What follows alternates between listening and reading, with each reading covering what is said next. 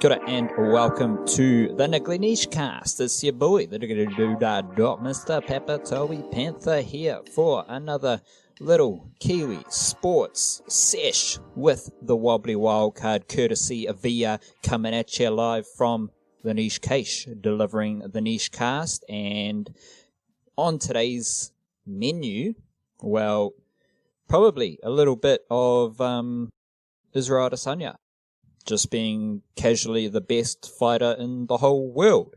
Coming from Rota Vegas, bit of Wanganui, bit of Auckland CKB, bit of Nigeria in there as well.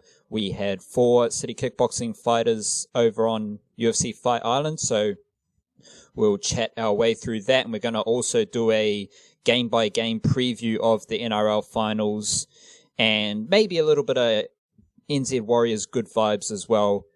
Just to wrap up their season. White Ferns playing cricket, and we'll have our standard dose of football with the Flying Kiwis and Wellington Phoenix. If you're listening to this and you like what you're hearing, you like a bit of the Kiwi sports chat, you can support the Niche Case just by reading our website every day. How about that? Just go on every day and you'll find something new. And if you want to really double down on the generous vibes, jump on Patreon and support us straight up the guts. And we also deliver a email newsletter coming out Mondays and Fridays with a bit more of the newsy what's happening in Kiwi sports and anything that the Wildcard pulls out from under his avocado tree. Wobbly Wildcard, what is crack-a-lackin' up in the north? Not much. It's just one of them. It's probably a little bit of a novelty for the old Aucklanders out there that there's like crowds allowed now and people can go and do stuff and things are open, but that's been the case for everyone else for a long time, so nothing seems to really change. Unless you want to get into some weather chat because it's getting closer to summer. No. There's too much good shit going on for a bit of mundane weather chat at this stage. But we are nearing the summer, and that has me quietly getting a bit of a low-key underground fizz on domestic cricket matters in Aotearoa. We're approaching the start of the Plunket Shield, I believe, and whatever other domestic cricket goodness we get. So if you do love domestic cricket, you know the best place to get that shit in your veins is through the Niche Cache. And when domestic cricket rolls around, that means summer is coming up. Wobbly Wildcard is the end of the month, another month in the books, and around this time of each month, we put together our collection of favorite albums from the month, and there are a couple of smaller projects that are kind of cool, but nothing this month compares to, for me, Conway the Machine's From a King to a God, and Spillage Village coming up with an album, Spillagin. Conway the Machine, he's part of Griselda Records, talk a lot about Griselda Records, Westside Gun, Benny the Butcher, Derringer producing, and they're kind of the biggest thing in true blue hip-hop right now.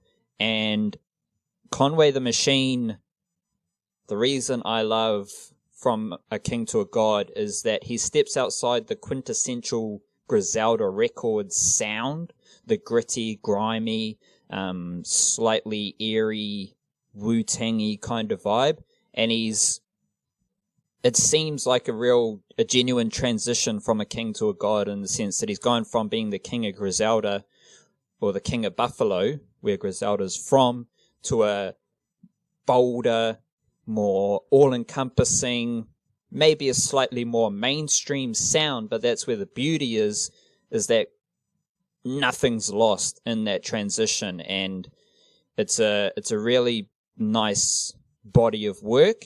And then Spillage Village, for those who don't know, that's a collection of artists. Not all of them are signed to J. Cole's Dreamville label, but the likes of JID, Earth Gang, they definitely are. And they are part of Spillage Village, which is like a collection of Atlanta artists who came up together before JID and Earth Gang got signed to Dreamville. And during the like hefty lockdown stuff, they kind of got together in Atlanta and just lived together and delivered a rather powerful album, Spillagin. It's full of it's just full of everything. It's hard to describe. It definitely feels like a spiritual experience coming out with just the different sounds, the different ways they use their voice as an instrument. The production hits hard, and you've got, just some of the best wordsmiths going at it. So a couple of really cool albums there. Conway the Machine, From a King to a God, and Spillage Village coming together for Spillagin. What is at the top of your list, wildcard, for the month of September?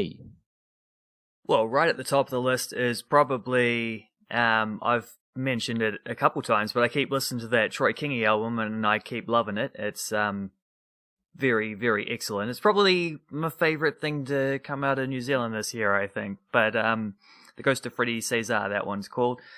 And it's got this, sort of, as I've listened to it more, I tried to, get into the, concept of it. And he's got this story about how it's, Freddie Cesar is this, mythical kind of American soul funk musician from, the 70s. And the story goes that Troy Kingi's father disappeared on a drive from, Rotorua to Auckland or something like that, when he was, I don't know, I can't remember how old he said he was, but 15 years ago or something like that. And one of the few things he had left behind was this cassette tape, and it had these songs on it by this guy called Freddie Cesar. It was a live recording of a show or something like that, and he used to listen to it, and he spent hours and days and months probably trying to transcribe the lyrics into a scrapbook or whatever. And then the story continues that he moved house and he just went looking for this cassette tape that used to be his lost father's, and he never found it again. It was gone, but he still had the scrapbooks. So the story is that these songs, this album is hence why it's called The Ghost of Freddie Cesar, is his recreated versions of those songs. And I don't really know what to say about that, because it's confusing the hell out of me. And I've seen multiple articles and interviews that he's done with New Zealand media places where they sort of my confusion is this. I assume that it's probably just a lie, but I can't, well, not a lie, but he's in character. He's doing a bit, a backstory. He's created this whole myth behind the album, but I can't outright come out and say that I think it's probably just a bit of myth making, because he plays it so straight in all these interviews that there's just a hint of doubt. And even though it's just a hint of doubt, I can't just straight up be oh, that's traumatic story about how you lost your father when you were a teenager or whatever. That's not true, right? You can't really be that callous to someone. So, fair play to him if he's going full into character, because that's an outstanding way to play it. And he's done it just well enough that you're not quite sure. But also, if it's actually true, then that's actually a really tragic, sad story. So, he's throwing a little curveball in there one way or another. I'm not entirely sure where to go with that. A couple other albums though that have stuck out through the last month. Idols' new one is out, Ultra Mono. Idols from England, just making this outstanding, bombastic, revolutionary kind of I think probably you'd call it punk rock. It's not quite in that category, or at least if it is, it's the 2020 version thereof. OCs have also got a new one called Protein Threat. Loving that one. I'm loving everything OCs have done for ages. John Dwyer is just can do no wrong at this point. He's just relentlessly creative and relentlessly turning out. Not every album is on the same level as every other album, and this new one definitely has a few some of the songs absolutely bang, some of the songs just not quite on the same level, but he always keeps things interesting. When he wants to go slow, he'll do something like he'll weird it up in some way so that everything has a little bit of a like. He'll always keep you on your toes, and I do appreciate that. It's also an album by a band called Bully called Sugar Egg, which I've been listening to. Lemon Twigs. Tyler Childers has got a new one. There's a few of them. Band called All Them Witches has an album called Nothing As the Ideal, which is very good. There's you can expect to read about all of those and probably a couple more in the old albums roundup at the end of the month. You sure can, as well as our weekly selection of bangers that we deliver every Monday. A couple of good singles, and there is also the Sounds of Aotearoa, which is a beautiful collection of Aotearoa jams featuring Troy Kingi in there as well. There are some weird / interesting things happening with the Kiwi sports angle. Speaking of cricket, so we'll touch on some cricket here. Every email I'm kind of updating the IPL from the Kiwi perspective. There's not enough glory or funk here to really follow the IPL, and I wouldn't want to do that anyway from a Kiwi perspective. At the moment, Trent Boult is the only bloke doing anything from Aotearoa in the IPL, so remember all those players who signed to play IPL and got picked up in the IPL auction for all that money and all that stuff. Well, Trent Boult's the only bloke doing anything. So shout out to Trent Boult. At the time of recording, 10 a.m. on the Tuesday, Trent Boult is third in IPL wickets. He's got 5 wickets and an average of 17.4, RPO of 7.67. There are 5 bowlers who have 7 wickets in the IPL so far. Sheldon Cottrell, the West Indian seamer, Yuzvendra Chahal, the Indian leggy, Sam Curran from England, Trent Boult, and then you got Kagiso Rabada. Mohammad Shami's got the most wickets on 7 wickets. But yeah, Trent Boult just out here representing Aotearoa in the IPL. He's the only Kiwi player doing anything in the IPL wildcard, and I'm curious, have you caught much of the IPL? It's been on the telly. Have you caught much of the IPL? There was a rather bonkers situation with, what's this fella's name? Tawatia for the Rajasthan Royals. That was the game in which old mate Puran had that great catch, but Rahul Tawatia was struggling, to use the cricket commentator phrase. He couldn't hit it off the square in an IPL game, and everyone was stressing out, and then he just came out and hit like 5 sixes in 1 over and fucked it all up. And that sparked a bit of reading on Cricinfo, just a couple of the stories around Tawatia, so that was cool, I guess. But I'm curious as to your IPL absorption wildcard.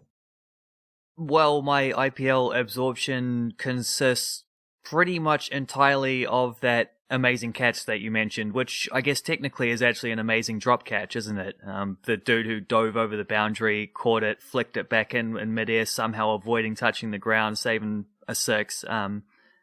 That was incredible, like great bit of fielding. I saw it because it went a little bit viral on Twitter as I was researching for Flying Kiwis, and that's pretty much it. I don't know, as much as I'm craving cricket, I'm craving like cricket for the reasons that I love cricket, and the IPL doesn't seem to fit into those boundaries. So yeah, haven't really, I just don't seem to be able to get myself whipped up in a frenzy about the IPL. I'm apologies for that one. You and me both, champ. I'm just here for the Kiwis. I'm here for the Kiwis, and Trent Boult is doing some great things. I'll just check how his wickets have flowed. He's played 3 games, which is definitely the most of all the Kiwis, and he's got took 1 wicket in his first game, followed by 2 wickets in the next 2 games. And just checking Trent Boult's Cricinfo page here, his last 10 games of cricket, 5 T20 games, 4 test matches, and 1 ODI. And there are 1, 2, 3, 4 innings in which he hasn't taken a wicket. So there's more than 10 innings because he's bowled twice in a couple of those test matches, but Trent Boult just always take wickets. And that's the, going back to the Kiwi summer last summer, talking about like the Plunkett Shield bowling and stuff like that. It's the blokes who take 2 wickets every game. And a bad game for them is 1 wicket, as opposed to take 5 wickets, then take no wickets, 5 wickets, no wickets, no wickets. I'm really interested in the bowlers who can take 2 wickets, 3 wickets, 1 wicket, 2 wicket, 3 wicket, take wickets every game to some extent. Also catching my eye is the White Ferns. Now they have still got a T20 game to play on the Wednesday of this week, and I'll do a full series debrief. They've lost these first 2 games to Australia, but the thing that has caught my eye here, Wildcard, is how they've used their batting lineup. And Katie Perkins, a veteran batswoman from Auckland, I think she's in the police force as well. She's been batting number 9. And so Katie Perkins has batted number 9 in both games, I believe. And Lauren Down. So Katie Perkins is like a veteran batswoman who's played a bunch of games for New Zealand. Let me just check that. She's played 70 ODIs and 54 T20 games. And Lauren Down is at the complete other end of the spectrum. Both Auckland batters. She's played 11 ODIs and 4 T20 games. They are both batswomen, their job is batting. But Katie Perkins has batted number 9 twice. And Lauren Down, first game she batted number 5. Second game she batted number 8. Now this is the first thing about this that is noteworthy is that it's a different angle to approaching a T20 game. It's just having a super deep batting lineup made possible by the all-rounders. So you've got Sophie Devine, you've got Susie Bates who bowls a bit. Maddie Green bowled a bit in the first game.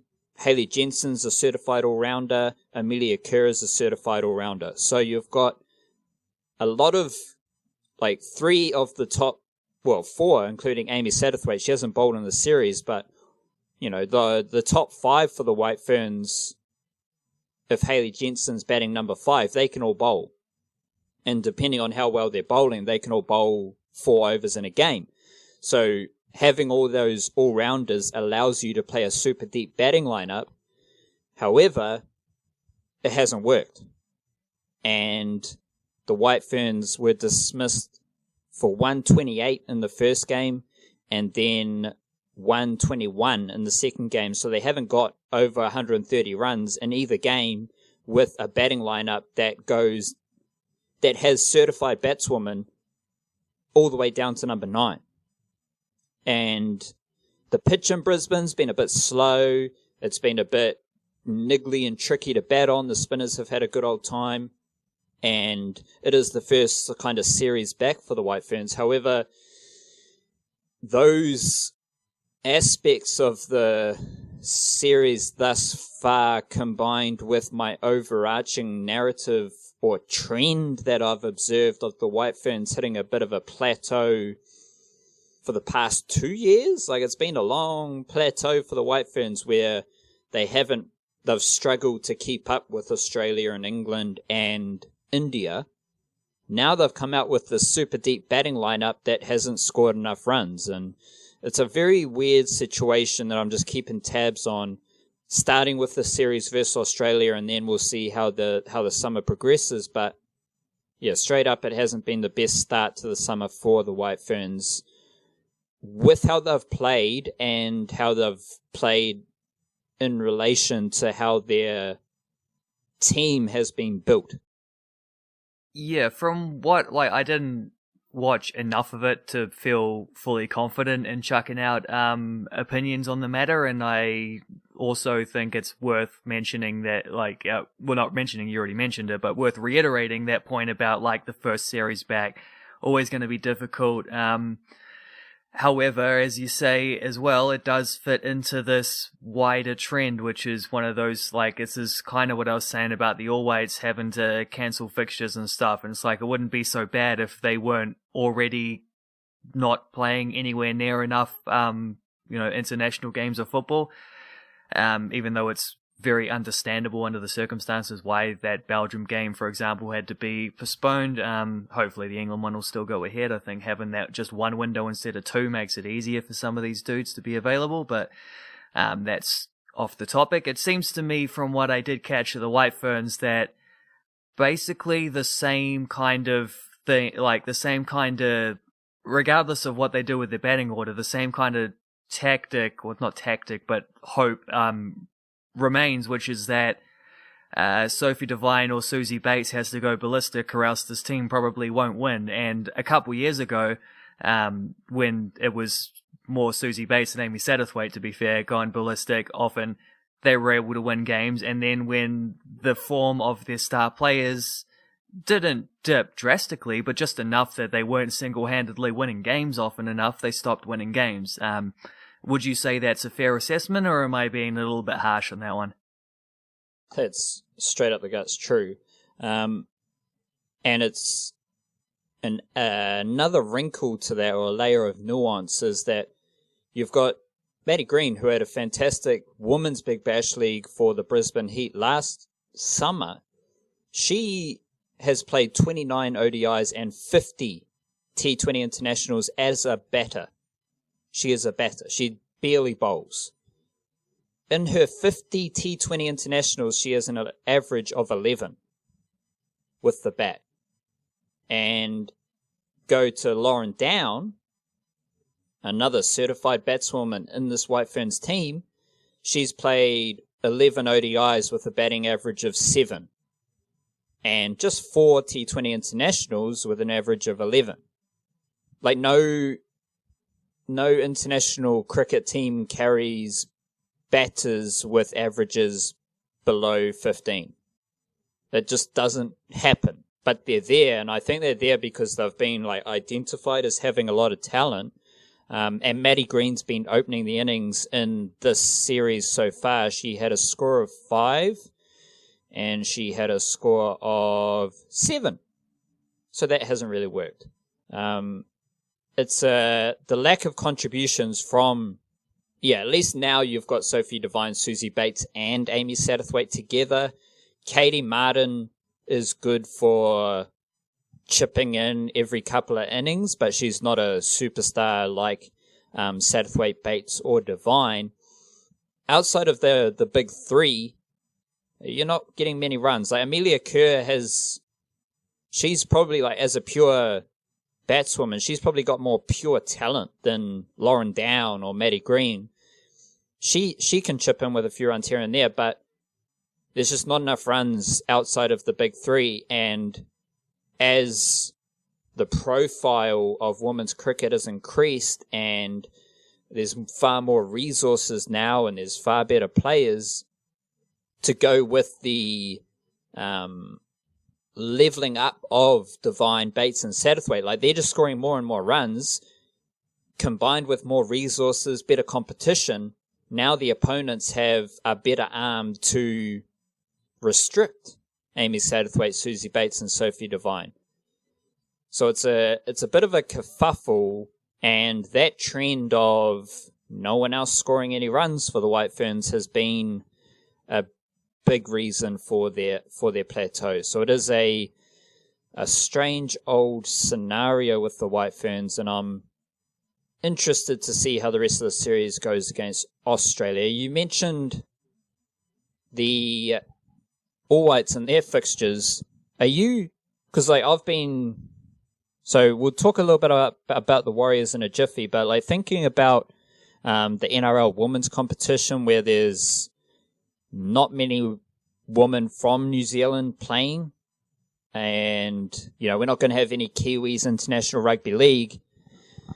So there's basically, other than Australia soldiering on for the greater good of Australian Rugby League with State of Origin and the NRL women's competition, now I'm thinking okay, where does what's going to happen with rugby league to finish out this year, and it just comes back to, perhaps focusing my attention on some more domestic fixtures within Aotearoa for rugby league, because there are some really interesting games coming up.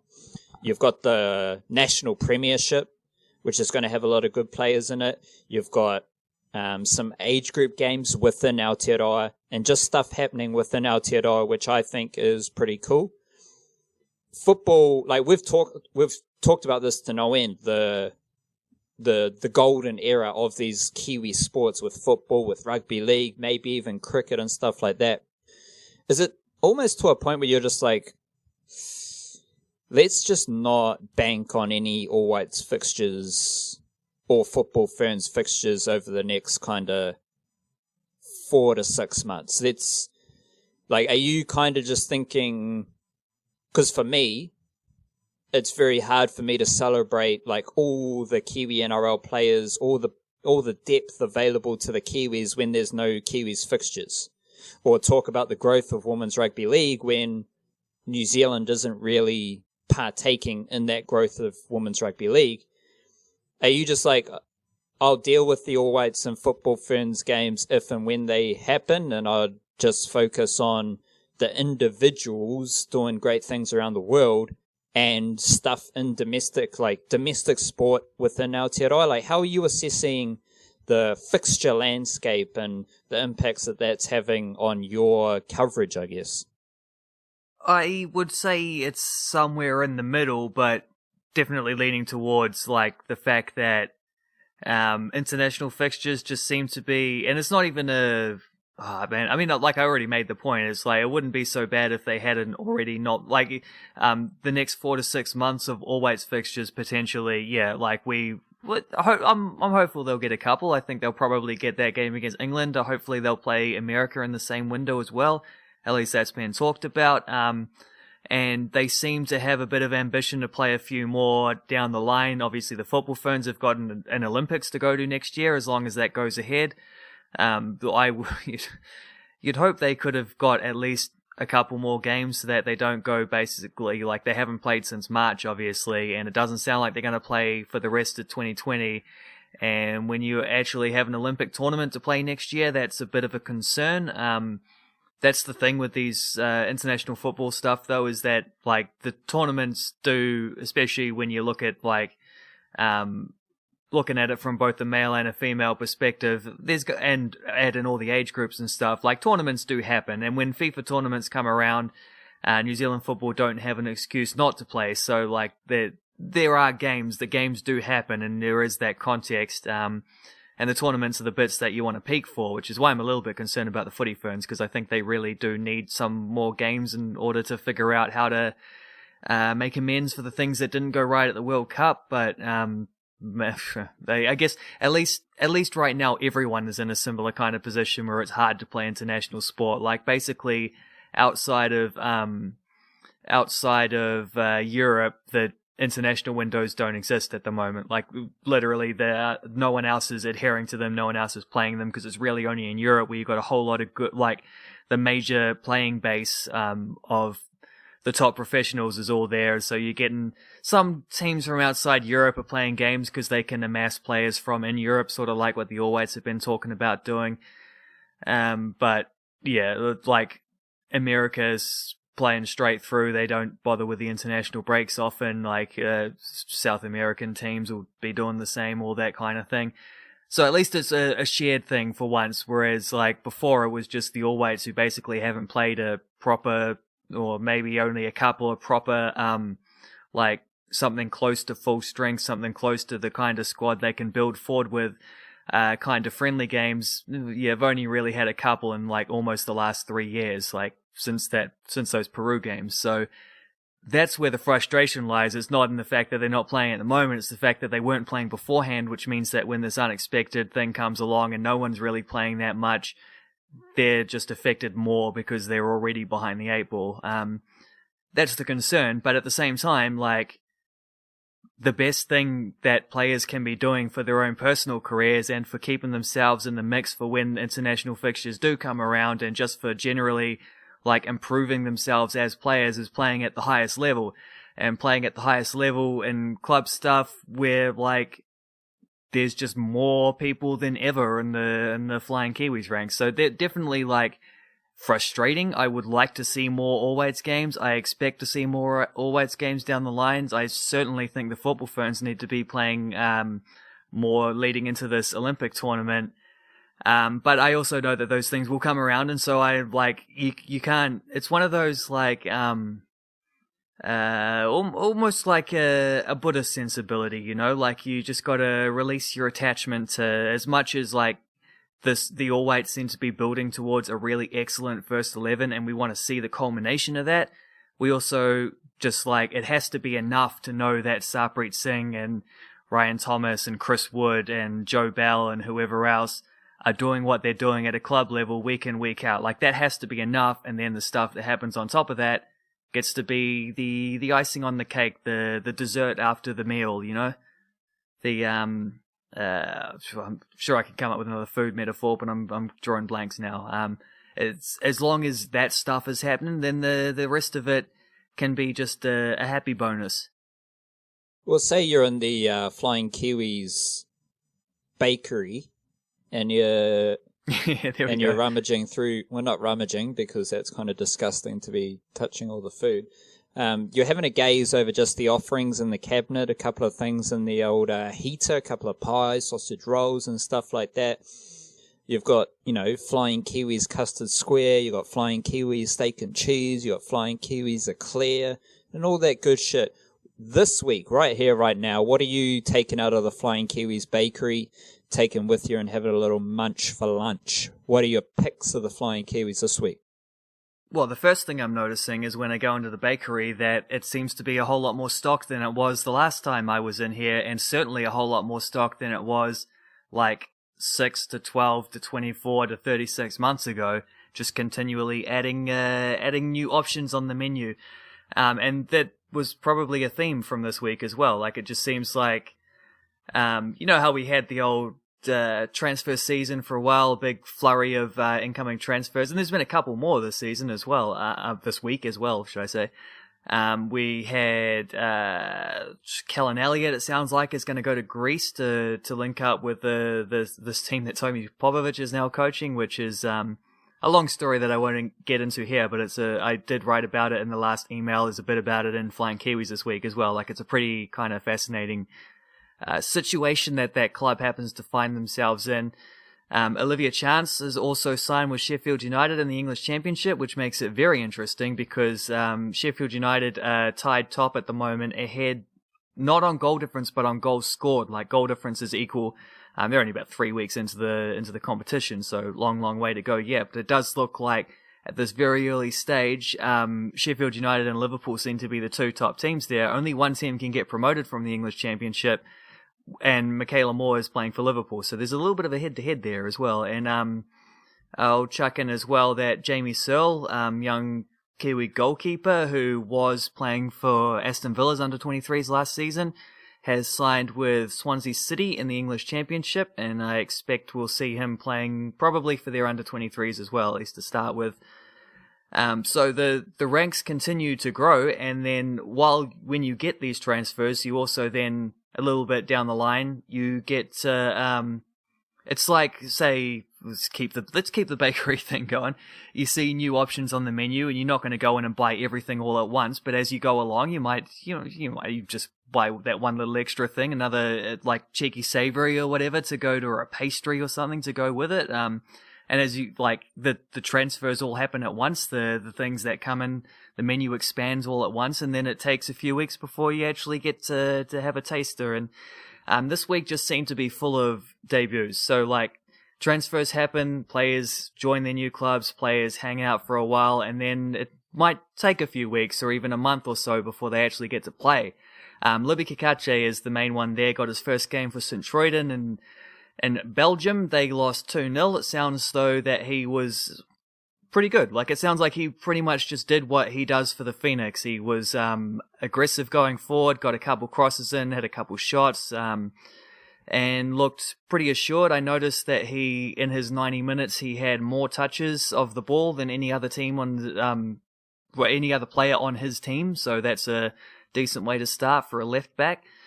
Olivia Chance got her debut as well. Michaela Moore got her debut, coming on late for Liverpool as she works her way in there. So that little head-to-head is officially underway now. There was also, it's not a debut, but Marko Stamenic scored in the Youth Cup final for Copenhagen in Denmark for their under-19s. So that's cool, not quite a debut, but yeah, the other one, what was the other one that I had? Nico Kerwin. So Nico Kerwin was playing for a team called Reggiana last year. They got promoted. They sort of, it's a tricky one because I think they ended the season early, but they did the playoffs anyway, so it's sort of like what the NBA did, but without the warm-up stuff, they just went straight into playoffs. And there's a bunch of teams that play in that sort of third tier in Italy in those playoffs, and there was one team that was going to go through, so they had to win about 3 or 4 games of like must-win knockout football to get there, but they did. They made it through. They got promoted to Serie B, which is a bloody a pretty tough ask, so quite the achievement there.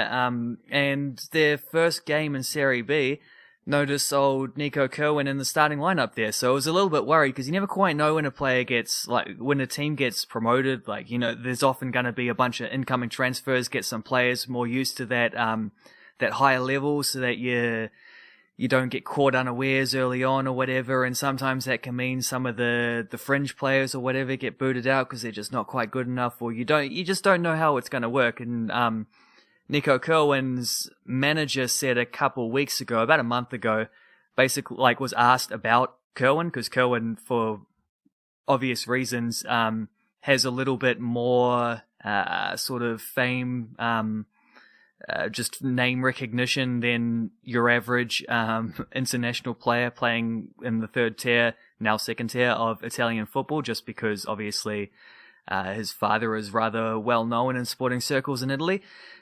So they were asked about him, the manager, and he said, no, Nico stays with us. He's not going anywhere. And sure enough, come the first game of the season, there he is, not only in the squad, but actually starting and playing 90 minutes. It looked like from the highlights, you only get a couple glimpses of him in the goals, highlights, but it looked like he's probably playing at like a left wing back or something like that. So, lovely to see, not just that his team got promoted, but also that he just got his Serie B debut and is still hanging in there and looking like he will hopefully play a lot of games this season. So that's all great. There's just bloody. I'm at the point now where I'm going to have to start being more judicious about the Flying Kiwis cutoffs, because it's just, there's too much work. There's too many new options at the bakery to try.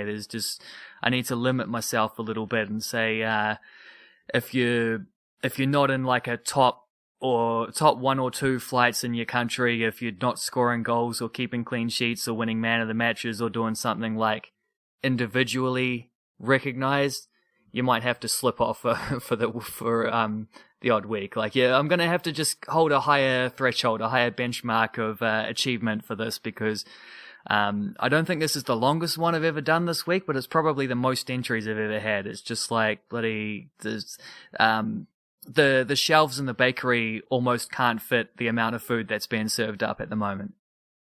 Hey, there's levels. There's levels to Kiwi sporting excellence. Quick question. We know you referred to it, Nico Kerwin, son of John Kerwin. Is Gianni Stensness related to Lee Stensness, former Auckland rugby player? Think he was in the midfield? Or is just... Yeah, I doubt it. I don't have a clue. I hadn't really thought of that or put those two together, but from what I know of Gianni Stensness, he's basically Australian. But he, I don't know where the Kiwi he must have one Kiwi parent, so I don't know. I'm sure I would have heard about it though if he was by now, so I doubt it. I'll say most likely not. He was just sort of doing he was in the Central Coast Academy, I think it was Central Coast, and came over with Mark Rudin. He brought him and a guy called Taki Kumsuj, something along those lines. I forget exactly how you spell his name. He brought those two over with him, who he had known from Aussie youth grade stuff. They've both been on the fringes of Aussie under-20s at the time. They both came over to the Phoenix with Rudin because they were gonna, they both found out they were eligible for New Zealand. They were gonna try do what they could. Stensness actually pushed through, played a game or two for the full Wellington Phoenix team. Kumsus did not. He sort of mostly just played for the reserves and then left at the end of the year when he found out that he wasn't actually eligible for New Zealand. So he went back to Australia. Stensness also went back to Australia, but he went back to Australia because Central Coast re-signed him, and he has been playing senior football since. So he actually had a very good season for them. He's a player who probably best known for that goal he scored at the Under-20 World Cup. Decent lad. I don't know if he's related to Lee Stensness, though. I'm guessing probably not. Fair play, fair play. We'll slide over to the UFC. UFC 253 went down Fight Island in the UAE, and I'll break down the first 3 Kiwi UFC fights, and then I'll throw it over to you, Wildcard. I reckon it'll be fun if you asked me about the Israel Adesanya Paulo Costa fight, because that's probably a perspective that a lot of the listeners have as general Kiwi sports fans who might not be entrenched in the UFC. So we'll start with Shane Young, who unfortunately he suffered a defeat to Ludovic Klein. Ludovic Klein caught him with a impressive high kick and then just laid on some a pretty hefty punching combination to knock Shane Young to the canvas.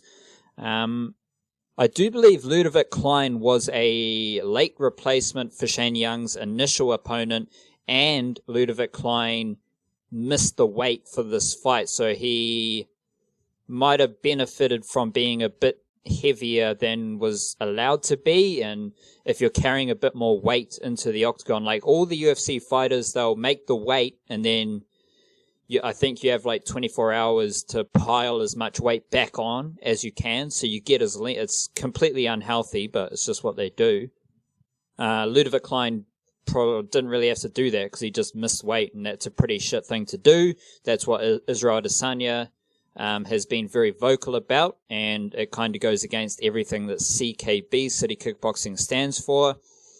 However you want to slice it, it was a niggly loss for Shane Young, but he might benefit from those circumstances around that fight. But he did get caught a couple of times and was defeated in the first round. My low-key City Kickboxing fighter to watch out for is Brad Riddell. I wrote about Brad Riddell specifically today, so if you want a bit more detail, read about that. Along with Israel Adesanya's win that I wrote about yesterday. Brad Riddell defeated Alex Da Silva. This was a decision win, and you have to assume that every City Kickboxing fighter, they have really, really good striking. So Israel Adesanya is the best striker in the world, easily. Khabib Nurmagomedov, like I said, Israel Adesanya is the best fighter in the world, but Khabib's got a whole different skill set that might make him a better fighter. But for all City Kickboxing fighters, it is world-class striking, and then you got to have defensive tactics to deal with the wrestlers and jiu-jitsu that is going to come at you in the UFC. Brad Riddell got taken down 3 times, so there was 3 successful takedown attempts in the first round. So if you're talking about takedown defense and defensive grappling, you can either look at it like Israel Adesanya. I think I saw this morning, he has takedown defense. He has a 80% takedown defensive record. So if you try take Israel Adesanya down, he has the tools and the tricks and the method to defeat your takedown attempt, basically. And that's why he's the champion, because if you come up against a wrestler who has good hands, as Israel Adesanya did throughout his rise to the title, like as he entered the UFC, he had to fight wrestlers. And he dealt with it with ease because City Kickboxing train wrestling, defensive jiu-jitsu and all that stuff. So that's a style of City Kickboxing. World-class striking and really, really good defensive grappling.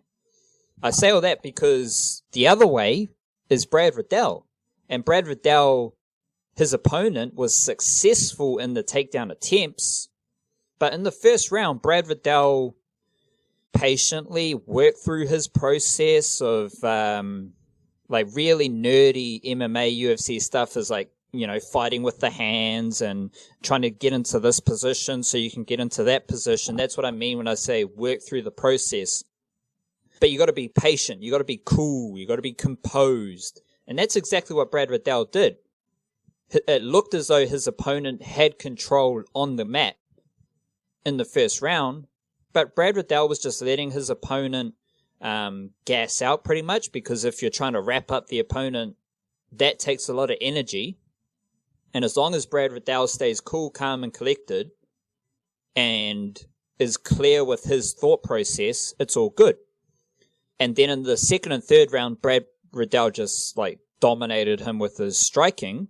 And this had a little weird moment in this fight as well. Brad Riddell landed a clean left hand, and his opponent reacted as if he had been poked in the eye. And so the ref stepped in, because you're not allowed to poke people in the eye, obviously, and let Alex da Silva take some time to deal with the eye poke, where it was a clean punch to the eye, and it fucked up his eye. His eye was destroyed because of that clean left hook. And when that happened, Eugene Behrman was absolutely furious. You could hear him from Brad Riddell's corner just going, "What the fuck is going on?" Eugene Behrman is, when he gets angry, he gets pretty angry, and it's cool. But the thing with Brad Riddell is this is this is how his two previous fights in the UFC kind of went. First, he fought Jamie Malaki, who's an Australian battler, and Malaki was successful in some of the takedowns. But Brad Riddell just worked through it, dealt with it, they stood up, Brad Riddell fucked them up. And then earlier this year in Auckland, Brad Riddell fought Magomed Mustafayev, and I think throughout that whole fight, Mustafayev landed 8 of 11 takedowns. But Brad Riddell just worked through it, got out of them, all good, fucked them up, standing up. And that's what he did against Alex da Silva. So I am, my personal, hype or buzz for the City Kickboxing fighters, not where they're ranked now or what they've done now. It's just the buzz and hype that I see in these fighters, their potential. I reckon it's Israel Adesanya still at the top, and then Brad Riddell's second. He doesn't have the experience in the UFC as Dan Hooker, and Dan Hooker's he's top 5, top 6 of his division, a very difficult division in itself. But Brad Riddell has a certain skill set and a certain cerebral nature that I think is going to work really well for him, because I wrote about this at the start of the fight. He thought his way through the takedowns, and he was thinking, okay, I just need to work my way through this because I can feel that my opponent is putting a lot of energy into this takedown grappling set. And then at the end of the fight, Brad Riddell processed the advice of Eugene Behrman, who was shouting at him, don't overextend yourself because your opponent's going to look for that Hail Mary shot. So at both ends of the fight, Brad Riddell was processing information mixed in with just savage striking. He's really skillful. From Christchurch, has a lot of UFC, mixed martial arts fights. He's spent a lot of time in Thailand. And if you're looking for a City Kickboxing fighter or a Kiwi UFC fighter to invest in, I'd suggest it's Brad Riddell, because she's shown a lot of high-quality skills that you need in the UFC. You need to have defensive wrestling and grappling if you are a striker. That's mandatory. And Brad Riddell showed that to a higher level. Kai Kara France, he lost to Brandon Royval. Royval is like, that was in the flyweight division. So if you're a flyweight, you're either going to be really short or you're going to be kind of short but really skinny. And Brandon Royval is really skinny, but he's long. And so he, like, just kind of threw all these weird, awkward strikes. Kai Kara-France was kept at a distance. Brandon Royval was very good with his jiu-jitsu as well. And Kai Kara-France attempted a takedown. And when you attempt a takedown, like, think of a rugby tackle where you're going cheek to cheek. The beautiful rugby tackle that a lot of, if I just continue on my NFL hatred comedy bit here, if NFL players learned how to fucking tackle cheek to cheek, everything would be all good. But Kai Kara-France, he went cheek to cheek, got the takedown, and immediately Brandon Royval wrapped his arm around his head and worked through the process of establishing a chokehold. So unfortunately, Kai Kara-France lost that fight, but everyone was very excited about Brandon Royval, and his package as a fighter is pretty good as well. So no shame in losing to Brandon Royval there.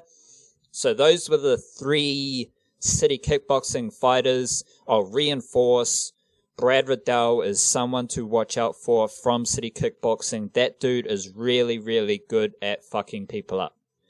Wildcard, did you just take me anywhere with the Israel Adesanya Paulo Costa stuff here? Yeah, there was an Alvin Kamara touchdown for the New Orleans Saints this weekend, where the lack of tackling ability was just, like, humiliating. So it's probably a good time to chuck that one back up for the NFL. So where are we going to go next? Old Adesanya, I suppose, isn't it? So yeah, what do we make of Israel Adesanya's win then? I watched this fight. I watched the first fight. I tried to watch the middle fights, but I had to go out a couple times, and it was also a long card. And I watched, like, the first round of the Brad Riddell fight, and then for about, like, 30 seconds, it was this, like, really, like, high tempo, enjoyable, like, strike fest, and then all of a sudden he got taken down, and then was just like a minute and a half of wrestling on the ground where I'm like, as a novice, I didn't really understand what was going on, and then my stream cut out. So at that point, so just hold that, because that is exactly what I'm talking about. So you saw Brad Riddell get taken down, and you, like, yeah, like, it's not the most entertaining thing, but in that moment, Brad Riddell is at a disadvantage. Brad Riddell is in a compromised position where his opponent has control over him on the ground. That's what makes it all amazing. That's why my hype is here. That's why I'm talking about this, because Brad Riddell worked through that, suffered no damage, or he might have given up a few points for the takedowns if it did go to a decision. If he didn't dominate the second and third round as he did, he might have lost the fight just because his opponent had or appeared to have control over him. But Brad Riddell just worked through it and then fucked him up. So thank you for reinforcing that. Yeah, I will say I was, like, not surprised, but pleasantly relieved when, like, because I gave up on bothering to get the stream back. I was like, well, I'll just come back for the main events, and I left it at that, and then checked later on to see that he had come back and won by a decision. So figured there had to be a pretty impressive story in there, and there was. So beautiful. As for the Adesanya fight, I don't know enough about this to chuck out, like, tactical ideas, but what I will say just about watching it without really understanding what was going on, particularly from that tactical game plan kind of mindset, what I saw was a pretty not cagey, I think that's the wrong way to put it, but, like, relatively interesting, like, sort of combination of two different styles, I suppose. Like, that Costa dude just seems to be bigger, and he seemed to be a little bit more, like, Adesanya seemed to be coming in with the cerebral kind of like intellectual idea of knowing exactly what to do, and then you had Costa trying to play the emotional kind of thing. And I didn't really, I just, it was just, I don't know. I'd heard a lot of talk throughout the build-up that this dude was a bit of a dickhead, and he fought like a real bastard, just like doing the Muhammad Ali showboating, but like in the first round or two, it's like you don't really need to be like doing the old like giving the old hand gestures, like come on, come hit me, come at me sort of thing. And then suddenly when they got caught in a bit of combat, he got dropped by a pretty like, I mean, I don't know, it didn't seem like the cleanest shot, but it was just Adesanya being, as you said earlier, just a remarkable striker. He caught him and then he just straight and went for the kill, and that was my impression of the fight. I'm sure you can break it down to some proper detail, but it just felt like, almost cathartic, because you got the dude out there like trying to play the like the buffed up game, trying to play the bluffs and the feints and stuff, and then he just gets dropped suddenly and then demolished. And then Adesanya, I think it was probably pretty cathartic for him as well, because his celebrations were just outrageously good. Like the entertainment after the fight finished was even better than the fight itself. That's my impression anyway. I'm sure you got plenty more to add to that. Yeah, just after the fight, I think he humped Costa. He cut a few promos for the cameras. He did a bit of breakdancing. He did a bit of dancing. It was a lot happened in the 2 to 3 minutes after the fight as well. It was quite amazing. Yeah, it was great. So Paulo Costa, he's known for charging forward. He is known for unleashing just brutality on his opponents, but he's never fought in a 5-round fight before, I don't think, which is like main event championship kind of status. And he started out doing absolutely nothing. So round 1, he threw 7 of 11 significant strikes, and Israel Adesanya through 22 of 37. So you could kind of think like maybe Paulo Costa was saving himself for the later rounds because everyone was kind of thinking that his gas tank would be an issue. But also, like, if you come out, there's this thing where you're standing in front of Israel Adesanya and suddenly you're watching Israel Adesanya. The thing about City Kickboxing with their striking is that they throw a lot of really blatant, obvious fakes and feints, and as well as real subtle fakes and feints. So a good way to maybe imagine this is take Israel Adesanya's kicks to Paulo Costa's left knee. So Paulo Costa, I don't know the stances, but he's standing, his front leg is his left leg.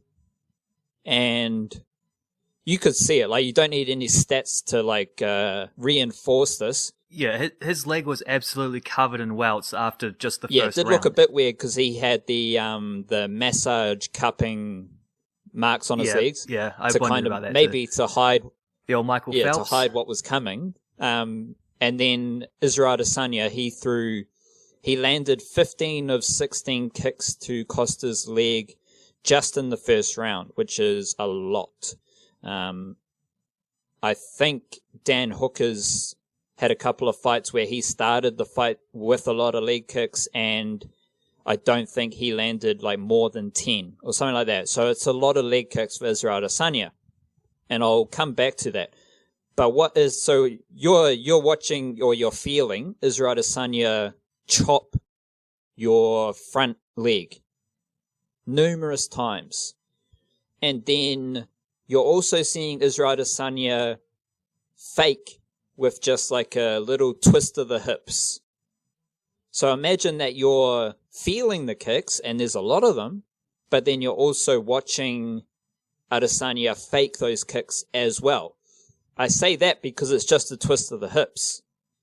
And when you watch Israel Adesanya fight, it's a twist of the hips. It's leaving his hand out just to like be there. It's a lot of head moving every which way. It's a lot of bouncing in and out. It's a lot of just little jerky movements that are fakes and feints, but they're very subtle, and you never know which one of those fakes, feints. Like, you never know which twist of the hips is going to be a genuine kick or is just going to be a fake.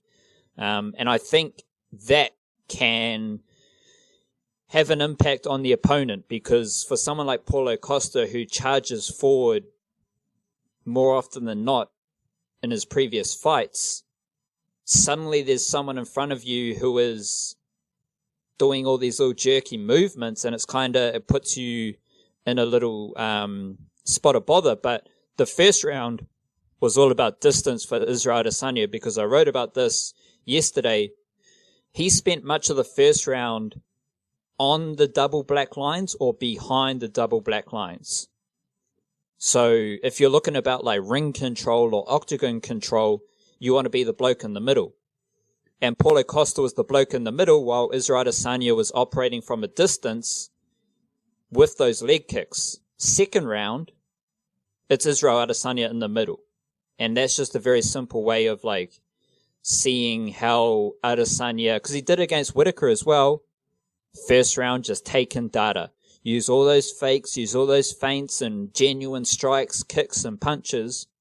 Use all of that in the first round to gather data, and then you've got a far better, not to use like the same line of words, but you've got a better equation. You've got better, information to work with for how you destroy your opponent in the preceding rounds. And coming back to that leg kick action that started the fight. So Israel Adesanya's right leg was destroying Costa's left leg. And then Israel Adesanya's left leg, he landed a high kick that cut Costa above the eye. So that's with his left leg. And then come the punches. So it's Israel Adesanya's right leg, set everything up, did all the damage on the front leg of Costa, and you can watch it there's all sorts of different highlights and stuff on YouTube. Another thing about City Kickboxing is like how they set up their strikes. And what Israel Adesanya did, I saw this, was, well, first of all, he switched stances, which is something that happens a lot with the best fighters, is they switch stances quite a lot. So first round, he has his left leg in front, right leg at the back, and he's swinging that right leg around to door the kicks on Costa's knee or calf. Then Israel Adesanya switched stances in the second round, and he threw so his right leg is the lead leg, right hand is the lead hand. He threw like a left jab, so the left jab is coming from the back, and Costa reacted to that, and then Israel Adesanya followed it up with the high kick. And it's that kind of package of striking that makes City Kickboxing and Adesanya so dangerous, because I've talked about so much. I've talked about variety of strikes. I've talked about fakes and feints and little details that the opponent has to process. The opponent has to process everything that's happening, and then just something as simple as switching stances, a long left hand that needs to be dealt with, and then immediately after you get the left high kick and Israel Adesanya finishes the fight. So that was like 2 rounds, maybe 1.5 rounds, and it was basically how to win a fight with strikes. It was the word clinic was used a lot. It was just dismantling. Like, he just absolutely dismantled Paulo Costa and put himself in a pretty crazy standing as a combat athlete. Yeah, what was the dude who he fought last time? Was that Romero fella? Yeah, so that was Romero, and it's been mentioned that, so all the stuff I talked about, like the fakes and feints and having to process all that information, I've seen a few people say that it was the same thing with Romero.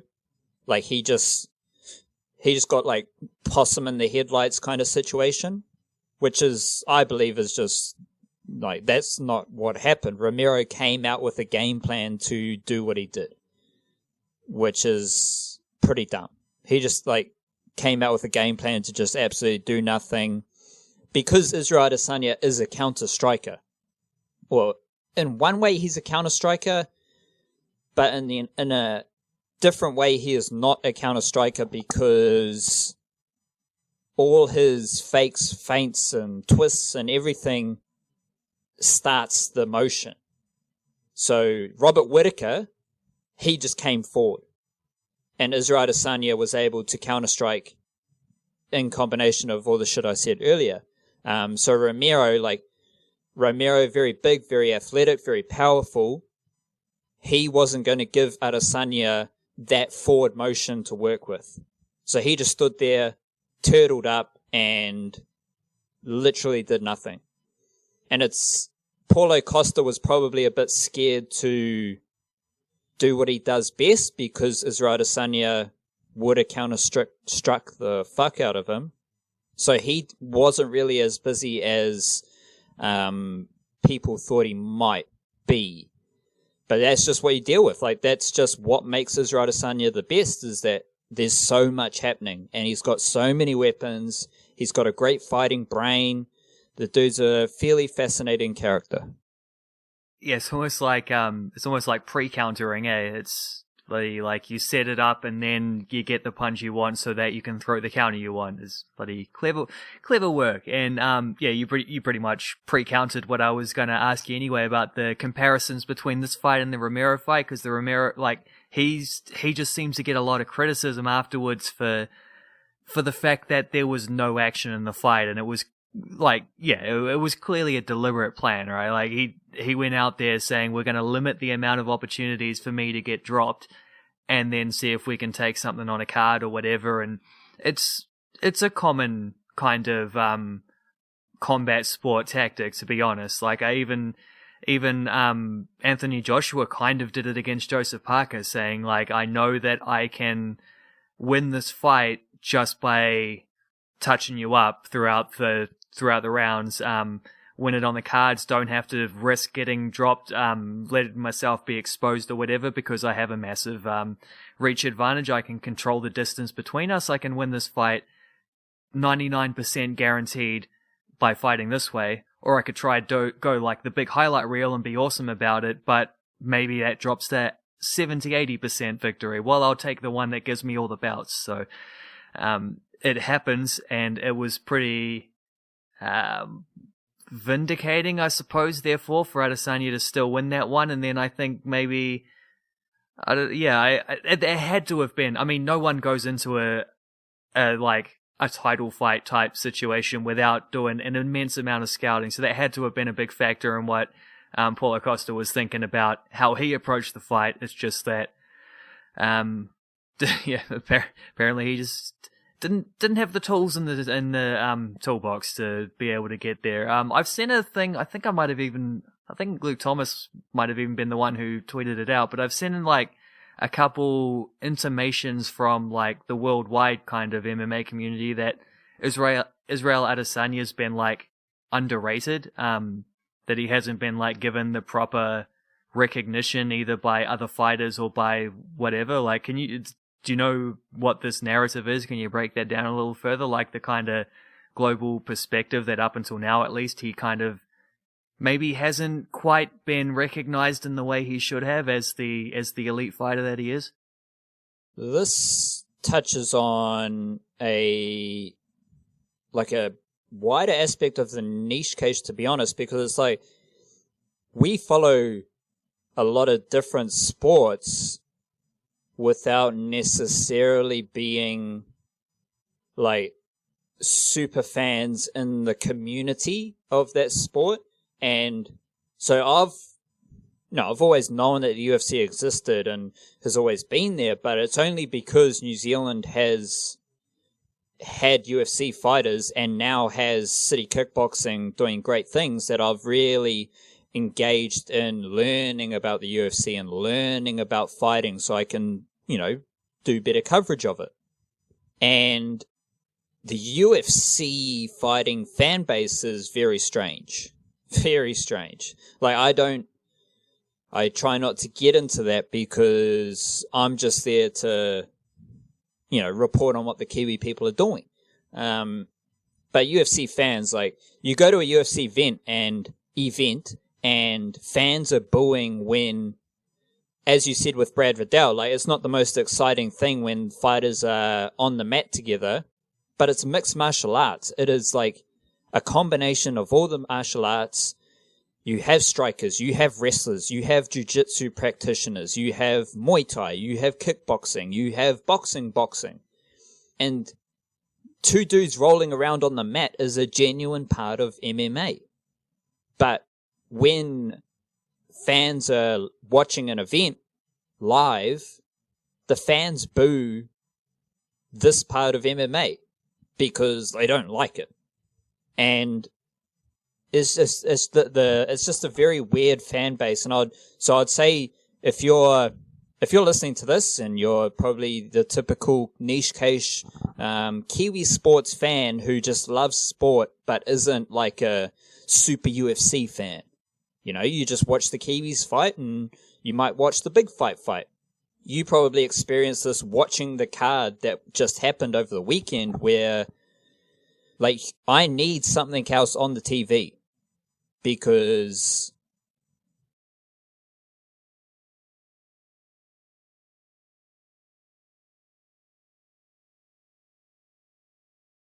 try being an NFL fan.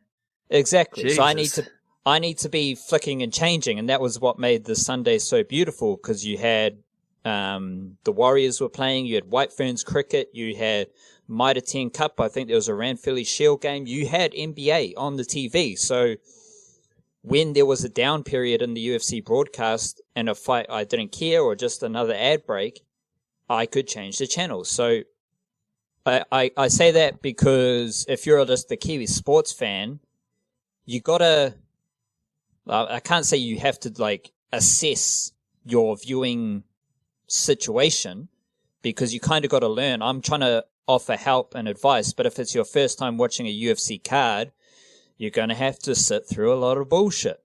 And it's going to happen. So it's like, if you're just a normal Kiwi sports fan, the best thing is to not really follow the UFC media narratives because they rely a lot on the UFC fans, and the UFC fans are all over the place. They're a very weird group of people. And yes, after the Yoel Romero fight, despite clearly watching Yoel Romero do absolutely nothing as a professional fighter, a lot of fans viewed it as a negative of Adesanya. And so that helped this idea that Adesanya was like overrated or hadn't done anything. And it's like just some of the narratives and some of the ideas. Like I love watching a UFC post-fight press conference. Like you get a lot of information there. You obviously listening to Israel Adesanya. I recommend it for anyone with any interest in Adesanya. Go listen to his press conferences because that dude is a eloquent speaker, very precise with his words, and he's a enlightened thinker. But after that event, the UFC media, they're asking about Conor McGregor. They're asking about fighters who haven't fought for 2 years, not named Conor McGregor. Like, it's just a very weird world where nothing really makes sense. The UFC itself is a organization that doesn't make sense. Like, just some of the shit they do, a lot of the pay situation with the UFC is bullshit. Like, it's just a very weird sporting space. They are the cowboys of the sports world. And yes, it's cool to be really engaged in what the Kiwis are doing. But if you're listening to this and you're in Aotearoa, you're a Kiwi sports fan, don't worry about the rest of the UFC. Like, don't waste your time. It's such a weird space, and there's so many, Yeah, it's just a very weird space. So just keep your focus on the Kiwis involved. Stay engaged and educated as best as you can, ideally through the niche case. But you can disconnect from the rest of the UFC bullshit. Like, don't worry. Because, like, I dip my toe into it because I like to know what I'm dealing with, but I do that so you don't have to, if you know what I'm saying. And to get specific to your point, a lot of the UFC fan base, they just didn't like UFC, Israel Adesanya. Or they just couldn't see what was blatantly in front of them. And then the UFC media put a lot of weight in what the fans say. That's another weird thing. When you can see that the fans are clearly crazy, and then the UFC media, who do a great job with all their YouTube shows and stuff, it's a really interesting landscape. But they put a lot of weight into it, and, that goes back to prize fighting, because you need to, like, if you want to, how do I say this? UFC is still viewed as, like, you need to sell pay-per-views. So it still uses some of that boxing strategy, or it's still marketed like boxing, where you need to be a character. You need to talk shit in the media. You need to call this guy out. You need to like move the needle to sell pay-per-views and be a marketable star. It's not just how good you are. It's like what kind of like personality you have, because you have someone like Colby Covington who one day decided that he needed to be more high profile and marketable. Well, not necessarily marketable, but he needed an angle. And so he kind of fabricated this whole supporting Donald Trump and wearing the MAGA hat and basically instigating racism through the UFC. But he's only done that to sell more pay-per-views and sell more tickets. So it's a very strange pocket of the sports world, and none of it makes sense. So you're going to hear a lot of Kiwi media talking about the UFC. You might hear, Dana White showed up at the Donald Trump rally and all that stuff, and none of it makes sense.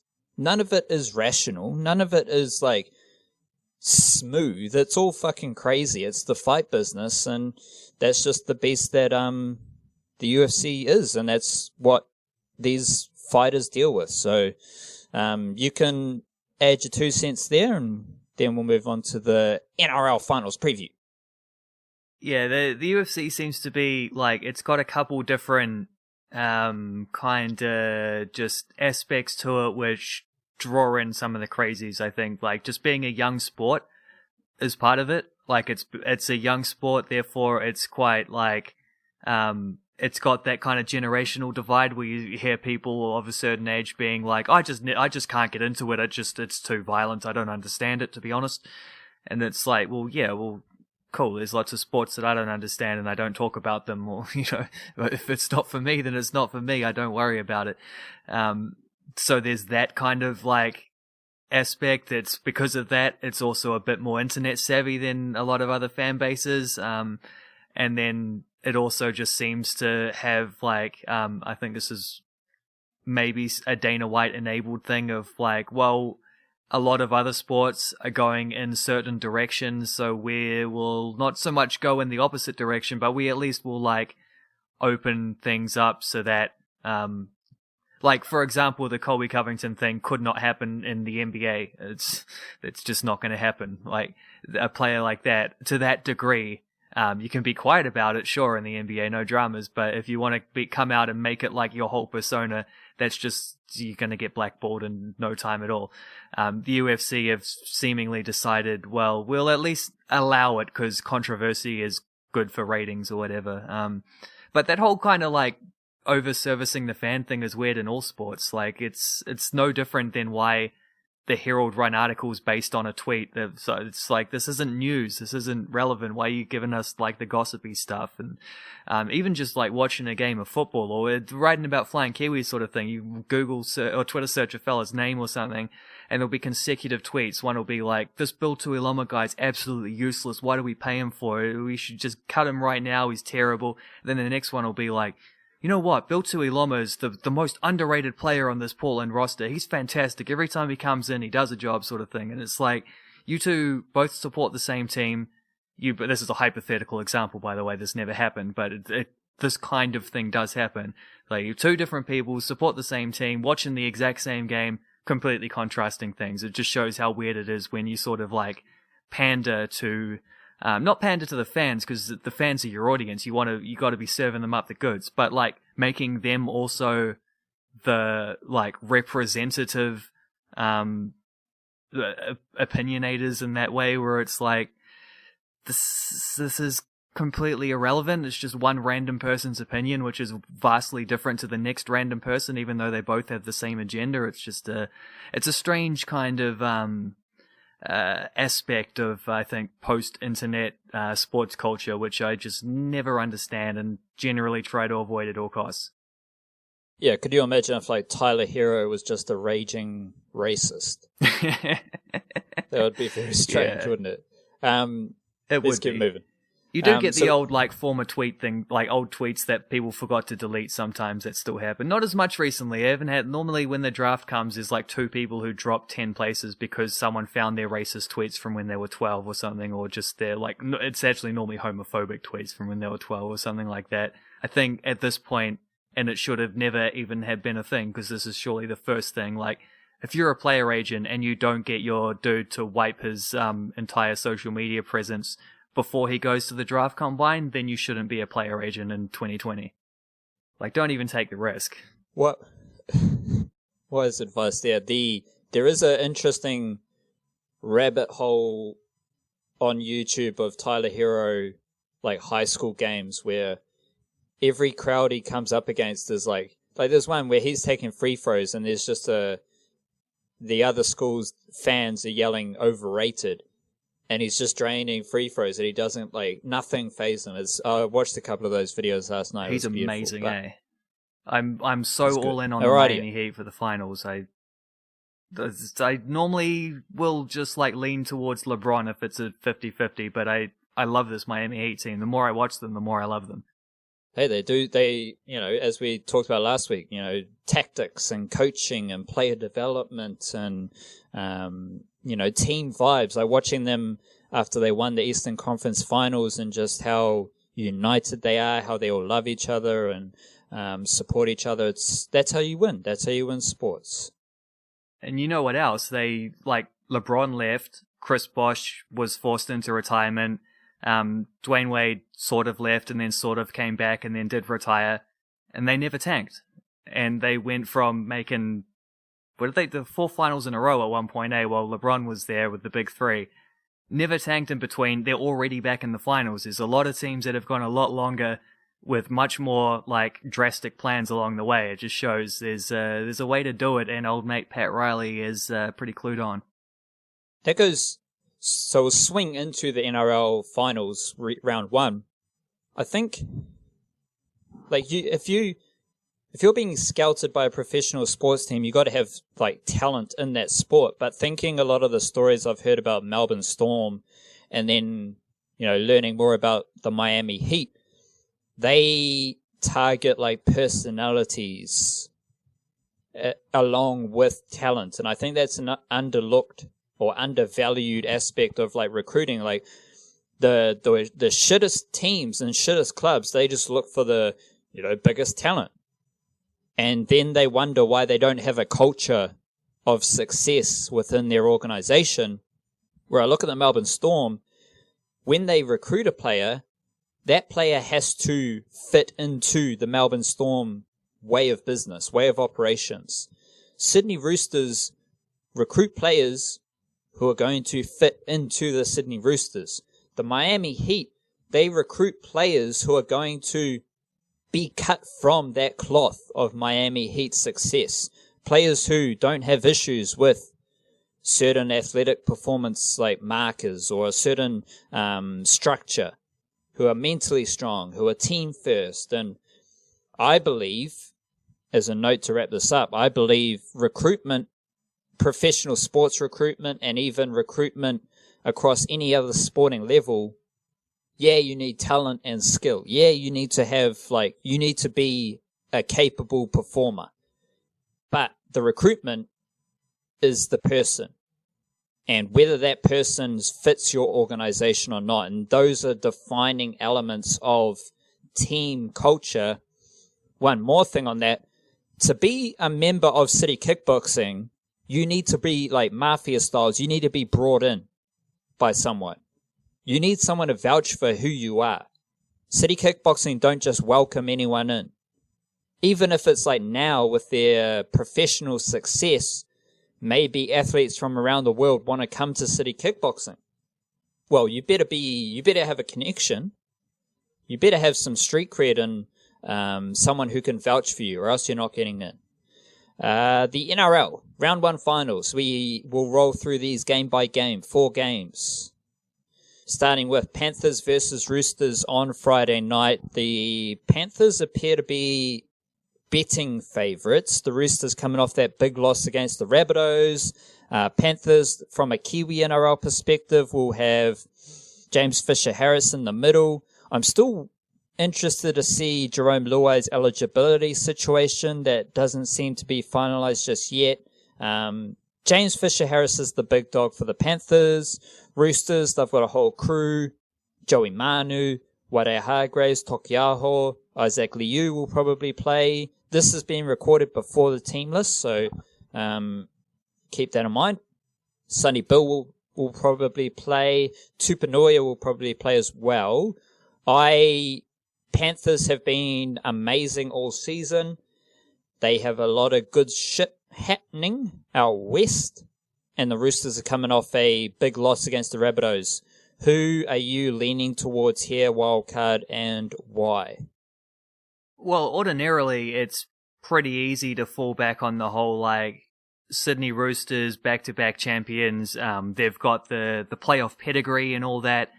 However, the Panthers, this is first versus fourth, and the Panthers were the minor premiers, and that is also something that's pretty difficult to ignore. I just generally don't know. I haven't quite, the Panthers just keep winning games, and they look pretty good in winning a lot of games. But I also wouldn't say, part of this is just my, when you're a Dragons fan living in New Zealand surrounded by Warriors fans everywhere you look, and for this 2020 season, that's meant paying a lot of attention to the race for the top 8, and in particular below the top 8.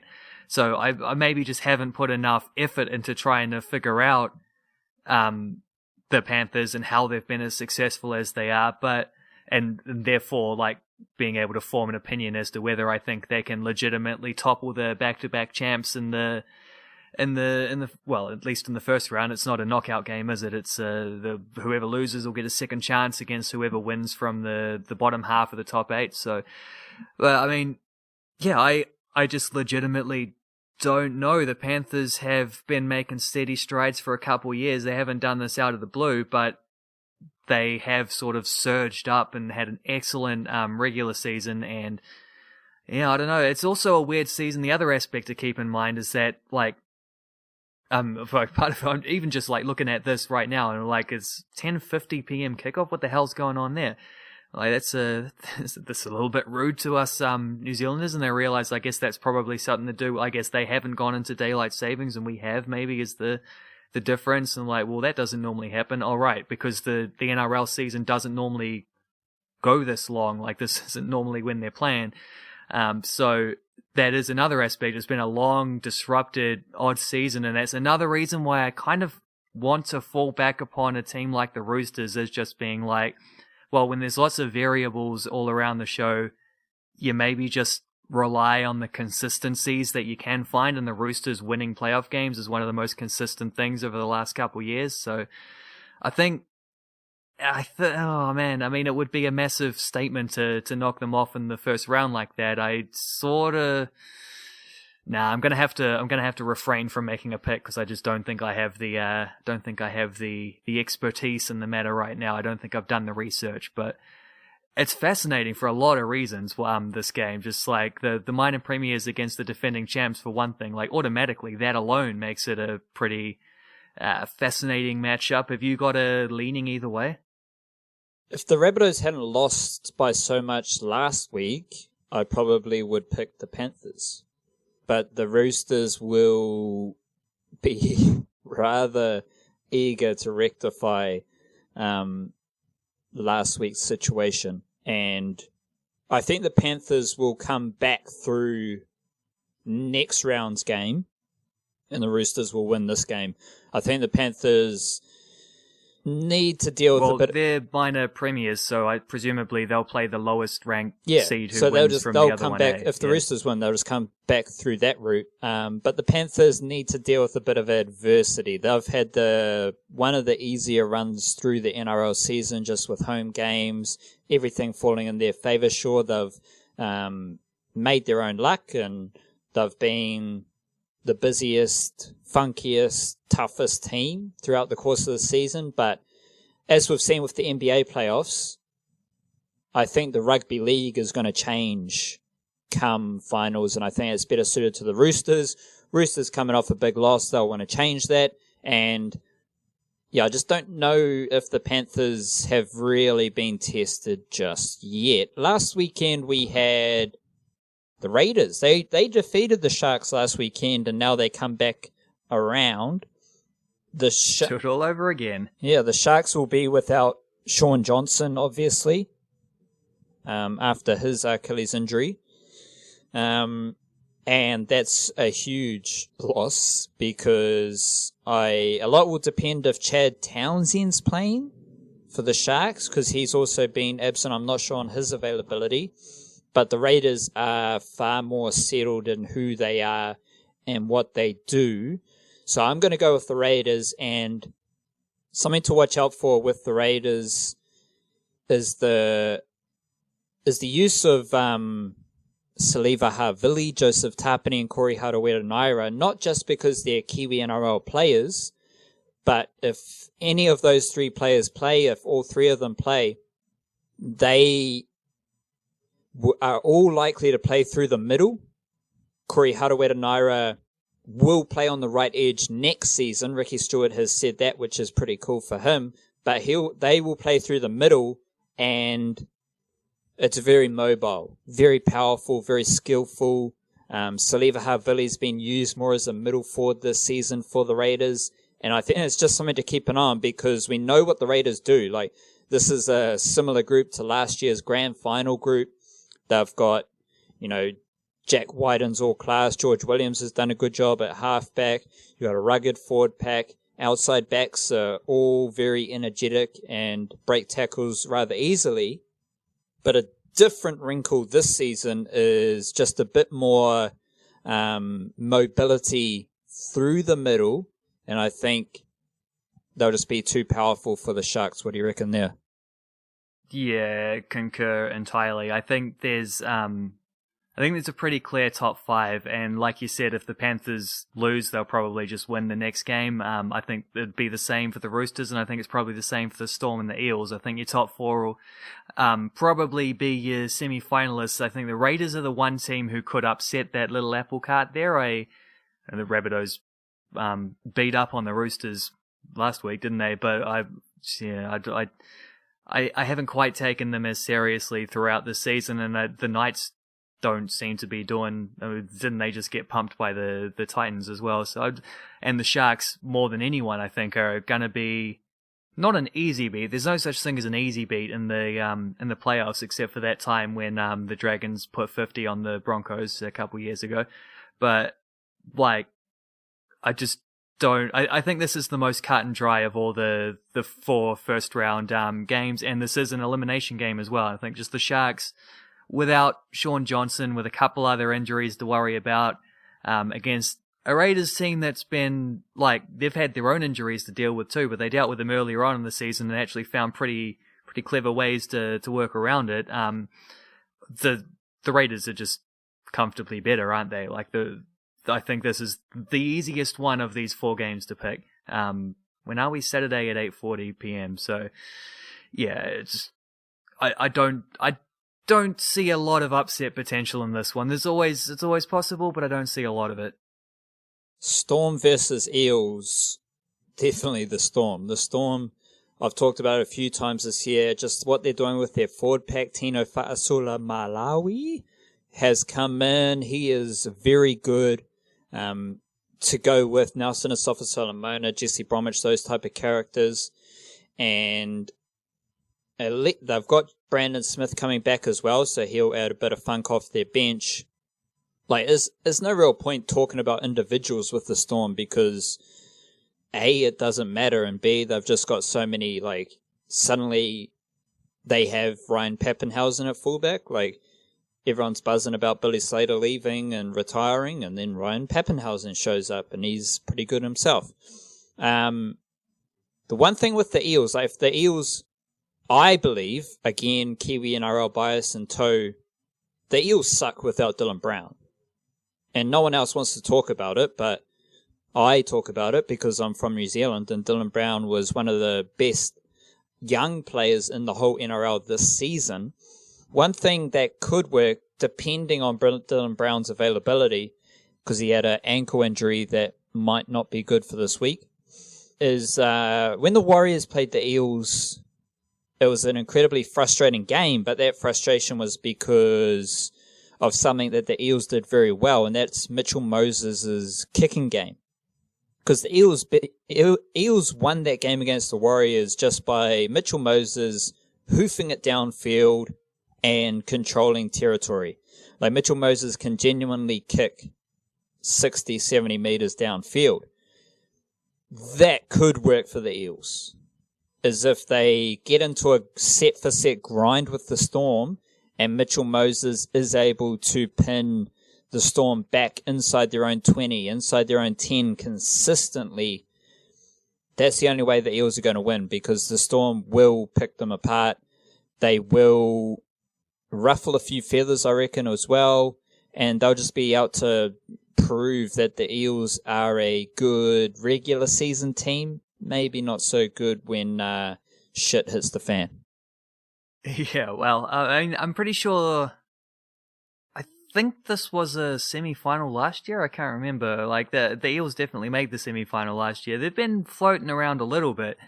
Like you, I would struggle to pick them if Dylan Brown doesn't play, because I think against the Storm they probably do need to be at something representative of their full strength. But I mean, I've seen a lot of people saying throughout like this season that just the Eels are an unlikable team. They're that kind of like slightly grubby and probably a bit more in the trenches kind of compared to some of the other teams out there, and couple personalities maybe in that team that don't that don't relate to fans in quite the same way. But I kind of enjoy them. I don't hate what the Eels have been doing, and I think they can give the Storm a very close run. And I think the Storm are also like, I don't know, they're probably the favourites, to be honest. They're probably like coming into the finals. They probably are the team to beat, even though where were they, second? This is second versus third, isn't it? But at the same time, like, I can see that, like, their last couple years, they've had a lot of grind out kind of close playoff kind of performances. When they've lost, it's been because of that kind of thing. And I don't know. I don't know. I don't know that they're as invulnerable as they should be. Maybe a little more experience in the halves, or I don't know, is going to make the difference this time around. But and I'm just saying, I can see a way in which, like, certainly the Storm are the favourites coming into this game, and if the Eels do have a couple fellas out, Dylan Brown doesn't recover, then yeah, that probably tips that one over the edge. But if not, I can see a way in which the Eels can spring an upset in this one. I don't think that's out of the question. I doubt it. I really doubt it. The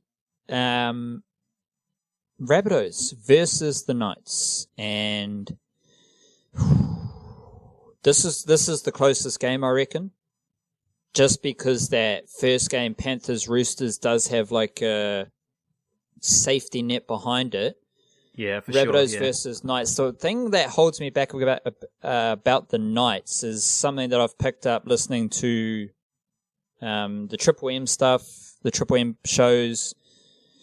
It's just the having a specialist dummy half and the import, like if you have a dummy half who has grown up a dummy half, they have a vision for dummy half and they have a certain vision of, situations when they want to run and how they run, and the patterns that are in front of them have been in front of them their whole lives. So you look at the Panthers, they have Api Kotosau.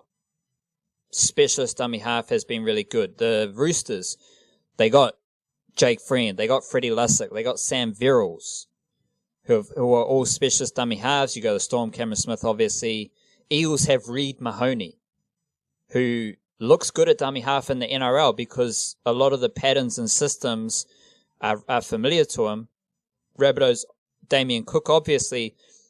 The Knights have been playing with Kurt Mann at hooker, and yeah, you can have Kalen Ponga and Mitchell Pearce doing much of the playmaking, but maybe in this version of the NRL, you really, like we've seen it with Harry Grant as well, and different dummy halves who know how to engage defenders in the middle of the field.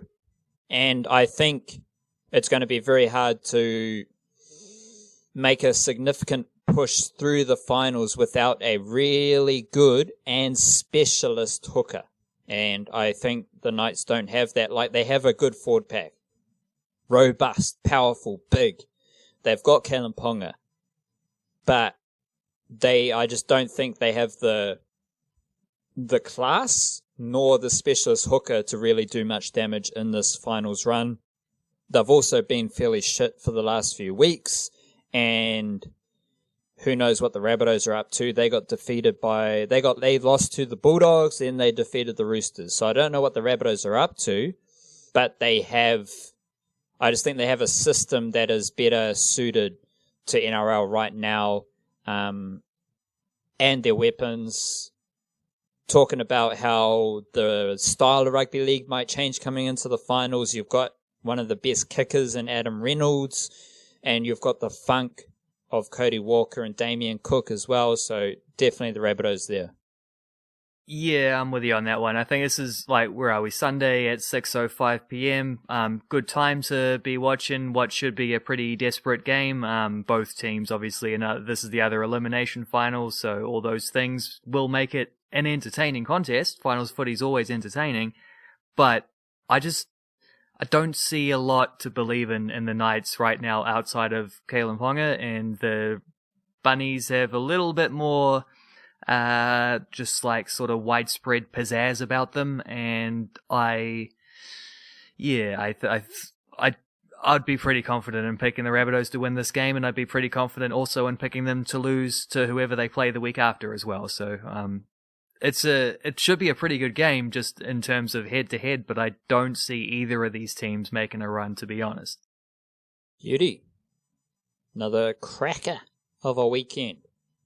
Sporting action. Wrap it up there, Wildcard. What's on your writing agenda? Obviously, got big flying Kiwis coming up. What else is percolating?